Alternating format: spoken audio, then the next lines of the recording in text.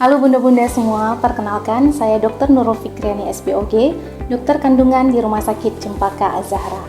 Hari ini saya akan sharing informasi mengenai anemia dalam kehamilan.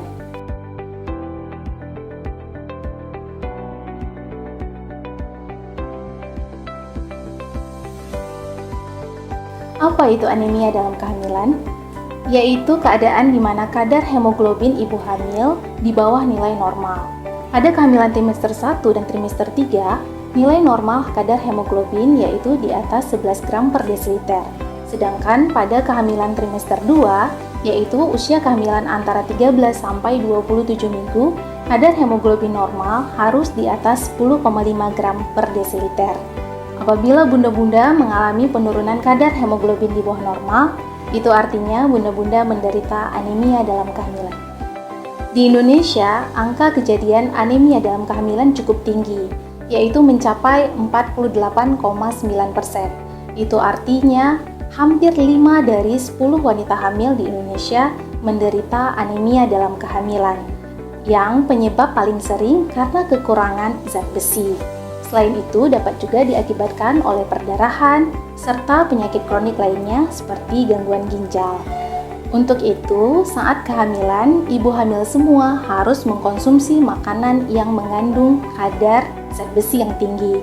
Contohnya bisa didapat dari daging, ikan, bayam, brokoli, serta berbagai sayuran-sayuran hijau lainnya, kacang-kacangan, tempe, tahu, dan berbagai sumber makanan lainnya.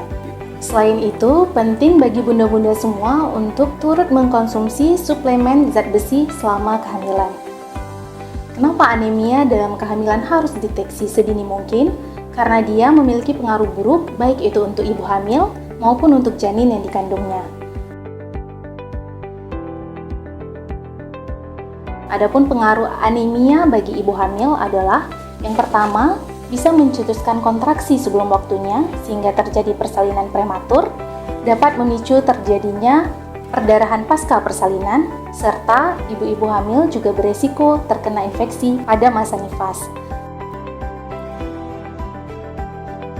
Kemudian untuk janin itu sendiri beresiko yang pertama, janin dapat lahir prematur, kemudian janin dapat mengalami gangguan pertumbuhan di dalam kandungan atau dikenal dengan istilah IUGR, intrauterine growth restriction, serta bayi tersebut dapat lahir dalam keadaan anemia, kemudian juga dapat menyebabkan stunting pada anak atau gangguan pertumbuhan yang dialami oleh si anak.